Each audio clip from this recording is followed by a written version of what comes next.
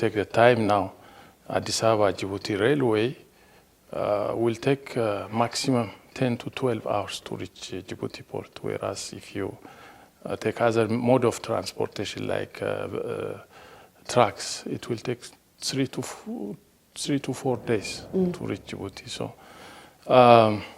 in both aspects, transport is very important, especially for import and export activities. That in turn is very important for the economic growth back in the country.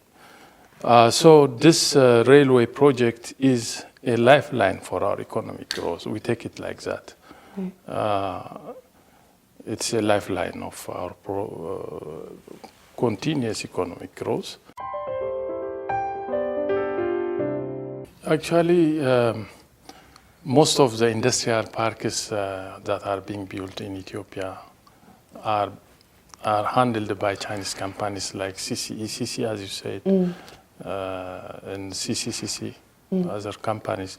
If we take, you said Adama, if you take Awasa also was constructed by CCE in 1 year time. This is a record short time with high quality and high standard, with zero discharge.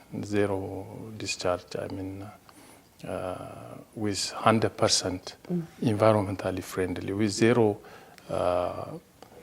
liquid discharge. So this is a high quality and a model industrial park that has been built by a Chinese company. So BRI is not only about infrastructure. So investors come into developing to areas when the infrastructure is available. When infrastructure is there, then investors will follow. BRI is about investment, it's about trade, it's about infrastructure, and most importantly, it's connections, soft connections, connectivity of people to people.